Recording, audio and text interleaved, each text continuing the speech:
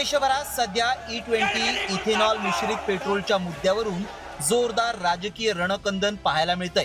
आम आदमी पार्टीनं E20 पेट्रोलवर आक्रमक भूमिका घेतली आहे। अरविंद केजरीवाल यांनी 4 ऑगस्टला पंतप्रधान निवासस्थानापर्यंत लॉंग मार्च काढण्याची घोषणा केली आहे। तसंच 2 लाख नागरिकांच्या E20 विरोधात ऑनलाईन स्वाक्षऱ्या घेऊन ते पंतप्रधानांना देणार असल्याची भूमिकाही केजरीवालांनी मांडली आहे। तो कल प्रधानमंत्री जी को ये पिटीशन सौंपने के लिए मैं 100 लोगों के साथ 12 बजे अपने दफ्तर से यहाँ से निकलूँगा प्रधानमंत्री जी के घर की तरफ, और ये पिटीशंस हम चाहते हैं कि पर्सनली उनको हैंड ओवर करके आएँ और उनसे चर्चा करें कि कैसे इथेनॉल जो है वो गलत है और लोग किस तरह से परेशान हैं। मैंने चिट्ठी लिख के भी उनसे समय मांगा था लगभग 1 महीना पहले, लेकिन उनका उसके ऊपर कोई जवाब नहीं आया। तो अब ये कल हम पर्सनली लेके जाएंगे और हम उम्मीद करते हैं कि प्रधानमंत्री जी मिलके हमारे बात सुनेंगे।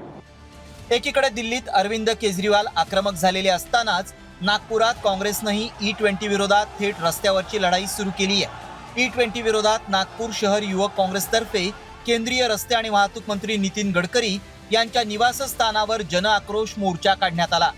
आंदोलकांनी थेट बॅरिकेड्सवर चढून त्यांच्या निवासस्थानाकडे कूच करण्याचा प्रयत्न केला। त्यामुळे पोलिसांनी अनेक आंदोलकांना ताब्यात घेतलं। E20च्या मुळे या देशात महागाई आणि व्हेकलच्या वेळात मोठ्या प्रमाणात नुकसान झाले आहे। E20 आल्यामुळे यांनी जे फायदे सांगितले होते ते फायदे 1 रुपयाचा फायदा नाही। त्यामुळेच आता धर्मेंद्र प्रधानांनंतर गडकरींच्या राजीनाम्याची मागणी जोर धरू लागली आहे। ठाकरे सेनेनं तर गडकरीच नव्हे पंतप्रधानांचाही राजीनामा घेण्याची मागणी केली आहे। नुसतं गडकरी नाही तर पूर्ण देशभरात आपण पाहतोय प्रधानमंत्र्यांच्या विरोधात देखील खूप रोष आहे। गेले 12 वर्ष देशाची आर्थिक स्थिती असेल, देशाची सामाजिक स्थिती असेल, शिक्षण व्यवस्था असेल, प्रत्येक गोष्टीमध्ये आपण पाहतोय घोळ झालेला आहे। आणि एक कळायला लागलेलं आहे की भाजपला सरकार चालवता येत नाही। तसं पाहायला गेलं तर अतिरेकी हमले देखील किती झाले, तो किती इंटेलिजन्स फेलियर झाला हे दिसतं आपल्याला। आणि हे सगळं झाल्यानंतर देखील आपण नुसतं भाषणं ऐकायची त्यांची। केंद्रीय शिक्षण मंत्री धर्मेंद्र प्रधानांच्या राजीनाम्यानंतर सीजेपी आंदोलकांनी E20चा मुद्दा पहिल्यांदा समोर आणला होता। त्यावेळी आंदोलनातही ठिकठिकाणी E20 विरोधात पोस्टरबाजी करण्यात आली होती।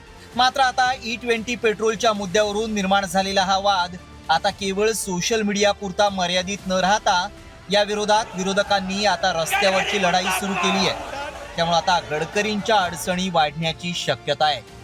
पराग ढोबळे, साम टीव्ही न्यूज, नागपूर।